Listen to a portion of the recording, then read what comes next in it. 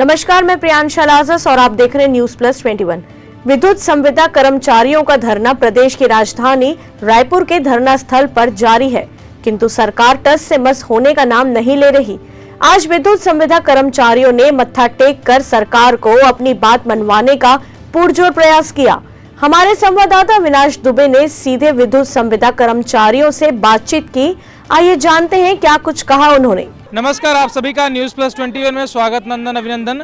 जो तस्वीर इस समय आप देख पा रहे हैं, बहुत दुख के साथ मैं अपने कैमरे पर इसको दिखा पा रहा हूं। लगभग 40 दिनों से ज़्यादा समय हो चुका है। आधा रोटी आधा पेट विद्युत संविदा कर्मचारी लगभग 40 दिनों से रायपुर के इस धरना स्थल पर प्रदर्शन कर रहे हैं, पर सरकार इनका सुनने को तैयार नहीं है।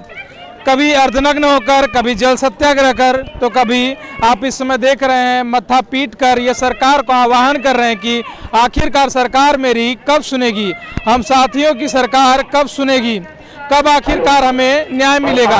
आप देख पा रहे हैं इस समय सैकड़ों की संख्या में विद्युत संविदा कर्मचारी लगातार जो है माथा पीट कर सरकार को आह्वान कर रहे हैं कि आखिरकार हमारी मांगे सुन लो। समय से ज़्यादा हो चुका है। यूँ कहूँ कि इतिहास के पन्ने भी अब शर्माने लगे हैं कि आखिरकार ये धरना प्रदर्शन पर यह कब खत्म होगा। हमारे साथ कुछ विद्युत संविदा कर्मचारी मौजूद हैं, बातचीत करते हैं। कितना दिन हो गया? हम लोगों को टोटल 40 दिन हो गया है धरना प्रदर्शन करते हुए। कल जल सत्याग्रह किए थे। जल सत्याग्रह में 4 लोग बेहोशी की हालत में हो गए थे, क्योंकि 40 दिन से भूखे प्यासे हम यहाँ खड़े अचानक हम वहाँ गए पानी, और पानी में जाकर हमको गंदा पानी पीने से जो खाली पेट में था उसकी वजह से बेहोश हो गए थे। परंतु शासन प्रशासन की तरह एम्बुलेंस की तक की व्यवस्था नहीं किया गया था। चाहते हैं कि हम मर जाए यहाँ पर, कि हमको न्याय मिले। आज मत्था पीट कर जो है सरकार आखिर क्या समस्या क्या आ रही है, सुनने को तैयार नहीं है। आज मत्था टेक कर इसलिए हम कर रहे हैं, जिस तरह हम भगवान नहीं आता है, बहुत करुण पुकार कर सुनते हैं, तो हम उसको मत्था टेक कर करते हैं। हम राज्य सरकार के सामने आज मत्था टेक कर प्रदर्शन कर रहे हैं, और सामने भी लिखा है भूपेश बघेल हमारी न्याय सुनो करके। इससे हम उनको बोल रहे हैं कि आप हमारे छत्तीसगढ़ के जो मुखिया हो, आप हमारे लिए भगवान की तरह हो, तो हम आपके सामने बार बार मत्था टेक रहे हैं। न्याय दीजिए हमको। हमारे 2 मांगे हैं, नियमितीकरण और अनुकंपा नियुक्ति, उसको प्रदान करने की कोशिश कृपा कीजिए। हम कार्यस्थल पर जाकर काम करने जाते हैं। हमारे वजह से हम किसान को दुख नहीं देना चाहते, तो किसानों की फसलें और विद्यार्थियों का जीवन बहुत ही मुश्किलों से जी रहे हैं। लगभग 40 दिन से अधिक समय हो गया, और मुझे लग रहा है अन्य अन्य जगहों पर 2 महीने से ज़्यादा का समय हो गया है। क्या दिक्कत क्या आ रही, क्यों नहीं सुन रही है सरकार? जल सत्याग्रह की, अर्धनग्न, अभी माथा टक्का, क्या दिक्कत क्या आ रही है? अब सर ये समझ नहीं आ रहा है कि कहीं सरकार राजनीतिक गलियारों घसीट रही है हमको, या फिर क्या रीज़न है। आप अपने बिजली बोर्ड का ये पूर्व से ही नियम रहा है कि 2 साल में नियमित होते आए हैं, लेकिन अब शासन का घोषणा पत्र में है कि पूरे संविदा कर्मी नियमित किए जाएंगे। उस वजह से संविदा कर्मी को साथ में हम सबको लिया जा रहा है, जबकि पावर कंपनी एक स्वतंत्र प्रभार में है, ये खुद अपना निर्णय ले सकती है। और हमारा जो बिजली बोर्ड है उसके पास पैसे की भी अभी कोई कमी नहीं है, सरप्लस बिजली देता है। तो इस प्रकार अगर हमारी प्रबंधन चाहे तो हम सबको रेगुलर कर सकती है, लेकिन अब रीज़न वही हो सकता है या क्या है, अब वो सरकार और प्रबंधन ही जाने।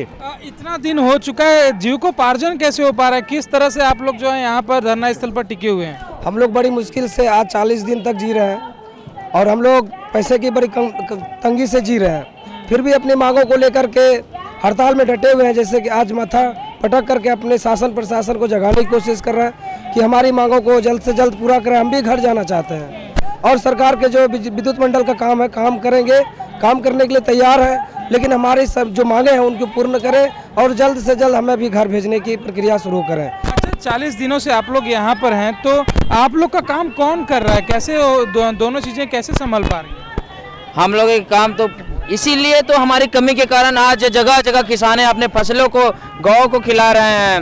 कहीं पर ट्रांसफार्मर ब्लास्ट हो रहा है, रात भर लाइट नहीं है, कहीं पर विद्यार्थी अपना पेपर दिलाने में असमर्थ हो रहा है लाइन के कारण, कहीं पर हॉस्पिटल का लाइट बंद है। सिनेमा हॉल आप ही देखे हो कि अंबिकापुर में सिनेमा हॉल को तोड़ा गया लाइट के बर्बादी के कारण। वो हमारे कमी के कारण ही दर्शा रहा है हमारी कमियों को। क्या लगता है अब तक कुछ अंदरूनी संकेत कुछ आ रहे हैं कि बातचीत हो सकता हो आने वाले कुछ दिनों में? हमारे चेयरमैन साहब का कहना है कि मुख्यमंत्री से मिल जाओ, मुख्यमंत्री अगर अनुशंसा करता है तो हमको नियमित करने में कोई दिक्कत नहीं है। हम चाहते हैं मुख्यमंत्री राजनीतिक गलियारों में ना फंसाकर हमसे बात करें। हम उनसे बार बार निवेदन करते हैं, एक बार हमको बात करें, हमारे पदों को रखने का अब अवसर प्रदान करें। प्रमुख सचिव कोई तो आया होगा मिलने, अब तक कुछ मुलाकात नहीं हुई है। अभी तक हमारे सुधी लेने के लिए कोई नहीं आया है। उस दिन हम वहाँ पर बैठे हुए थे तो अपर कलेक्टर को बुलाया गया। अपर कलेक्टर ने बोले हैं कि हम मुख्यमंत्री से बात कराएंगे, मुख्यमंत्री और मुख्य सचिव से बात करेंगे। लेकिन हम चाहते हैं, इतने दिनों तक बैठे हुए हमारे छोटे छोटे बच्चे हैं, हमारे शादी हो चुकी है, उनको लालन पालन के लिए बहुत दिक्कत जा रहा है। तो छत्तीसगढ़ का मुखिया अगर संवेदनशील है तो हमसे आकर हमें अवसर दे, आपसे बात करें, हमारे दुखों को सुने। इतना कष्ट झेल रहे हैं, अगर मान लीजिए सरकार नहीं सुनती है, क्या करेंगे आगे की, क्या कुछ तैयारियां हैं? मुझे लगता नहीं है कि नहीं सुनेगी, नहीं सुनने वाली बात नहीं है, क्योंकि वह हमेशा संवेदनशीलता पर रहते हैं। हम बात करते हैं भूपेश है तो भरोसा है, तो हमको भी भरोसा है कि हमको न्याय दे, उचित न्याय दे, हमको नियमितीकरण करके हमारी आर्थिक और सामाजिक सुरक्षा प्रदान करें।